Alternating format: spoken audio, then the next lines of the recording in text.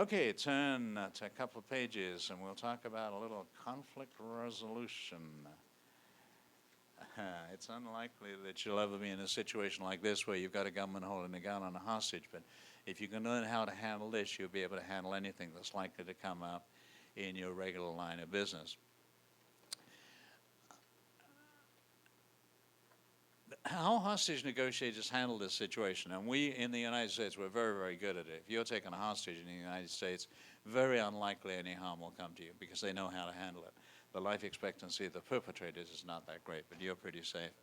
The first thing we do is assign a primary negotiator to this situation. This will be the only contact that the perpetrator will have with the outside world from that point on. They can't pick up a telephone call, radio station, they're not visible to television cameras. They're physically and psychologically isolated. And once we've accomplished that, we let them blow off steam. We let them yell and scream and just get it off their chest to reduce the tensions a little bit. And as soon as we've got the tensions relieved, here's stage one. We want to find out what they want. We want to get them committed to a position. Find out what they want, even if you're not prepared to make any concessions at all.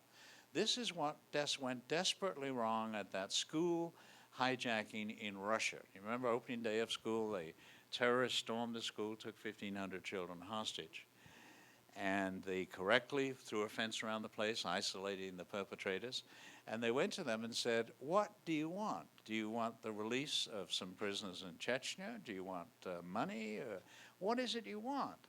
And they said, we don't want anything. We came here to die.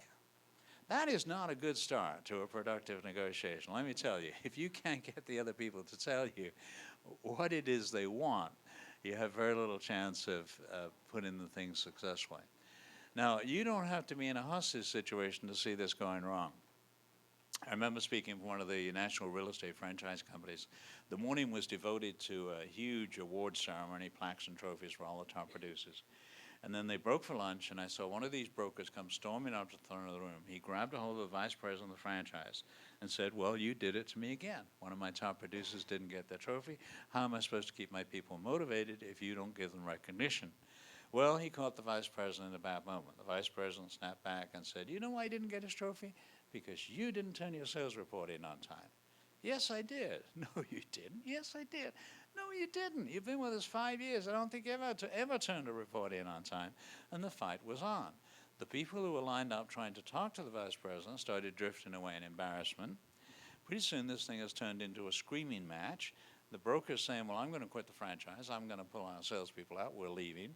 And the vice president's saying, if that's all the loyalty we've got from you, we're probably better off without you. Major escalation of the situation, but all it really took was for the vice president to stay calm and say, wow, I'm sorry I didn't get his trophy. What is it you would like me to do? Well, give him some recognition at the luncheon today, would you? Well, if I do that for you, what will you do for me? And it all would have been over. But we see that kind of escalation all the time, don't we? With our spouses and children. Something is said, the wrong response is made. Pretty soon the whole thing is flared up. We never meant for it to get that bad. We just don't know how to pull back from the positions we've taken in the negotiation. The art of conflict resolution is to get people off of the positions they have taken, focus back on their mutual interests. So stage one is all about positions. Now, the classic example of this was the Cold War that Tony was talking about earlier.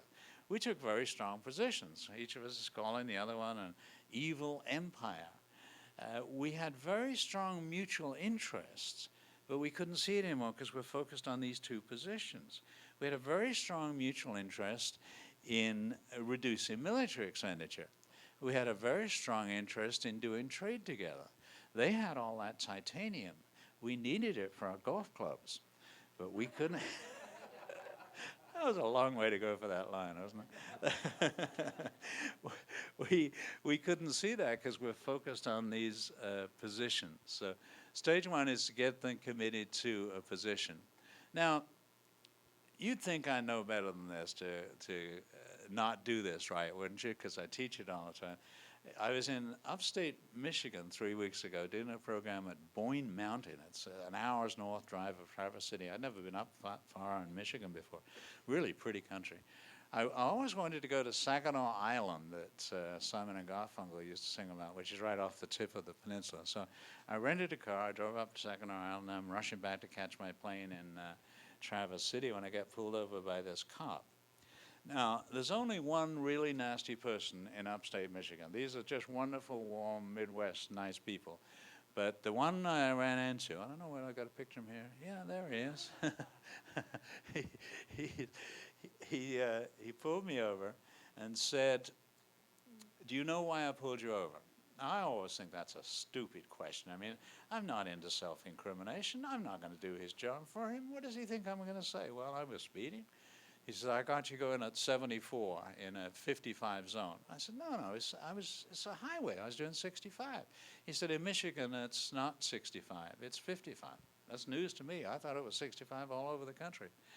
And he said, "You're from out of state, so here's what I can do.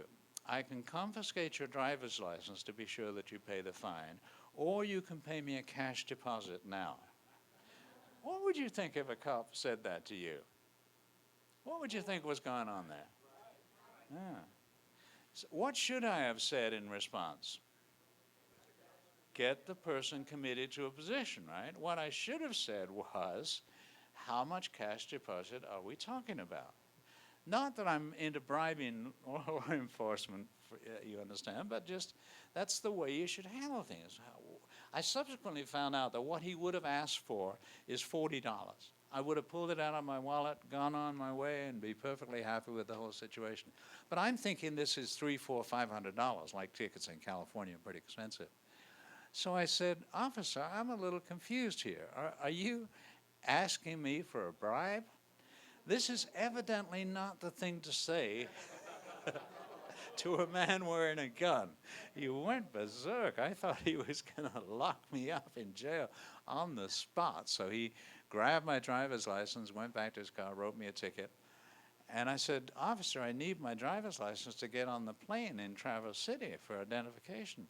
And he said, "Yeah, you're going to have a real problem getting on that plane without any identification, aren't you?" It wasn't really a problem. I always carry a backup identification in case I lose my wallet, but that wasn't a problem.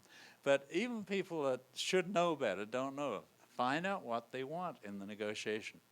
So step number 2 in the hostage situation is seek information. Find out all you can about the possible situation. The secondary officer is the information officer. You would think that would be fairly obvious, wouldn't it? But it doesn't happen. In Los Angeles, we had the great Rodeo Drive holdup. This is the swanky shopping street in Beverly Hills where Cartier and Tiffany and Gucci are located. There's a fellow walking down Rodeo Drive one morning with a gun in his pocket. This is not an unusual part of life in Los Angeles, as you might have heard. We're kind of used to it. Remember when we had the freeway shootings? One hot August, everybody got irritated. They're driving down the street to the freeway shooting at each other. Overnight, we had bumper stickers on the back of our cars that said, "Cover me, I'm changing lanes." It has just become our milieu. This fellow walks into Van Cleef and Arpels, the jewelry store, pulls a gun out of his pocket. The guard on the front door of the store panics and locks the door with them all inside. Now, there's a multiple choice question for you. Is that A, dumb, B, stupid, C, idiotic, D, all of the above? Understand they have a sign on Van Cleef and Arpels lunchroom wall now that says, "First you leave the store, then you lock the gunman in." Silent alarm alerted the Beverly Hills police. I think they trained by watching Eddie Murphy movies. They called out every SWAT team, Special Weapons Attack Team in Southern California. Pretty soon they had a gunman on the rooftop of every building all the way down. They had this entire 2-block shopping street completely barricaded off for 3 days over this incident. Merchants were going out of their minds. They were losing a fortune over this thing. They were passing the hat trying to raise bail for this guy, anything to get back into business. On the 3rd day, they finally had this young man in custody, and until they did, they didn't know who he was. They hadn't gone through the information gathering process. Very often, when you do the information gathering, you find out there's another thing going on here. What they told you was the problem is not the real problem. That you've got to dig a little deeper and find out what the real problem is. That's particularly true if you've got an employee saying, "I'm leaving because I can make more money somewhere else." When you dig in and find out the information, you find out that's not the issue at all. Finally, do we then go to what most people think of as negotiating, the reach for compromise product? Looking for areas where you can give a little bit, they can give a little bit, and it doesn't affect your major positions in the negotiation. I know this all sounds backwards to you. You want to gather the information first. For the next time you've got an angry person on your hands, try doing it this way, and I think you'll see how things will drop into place for you.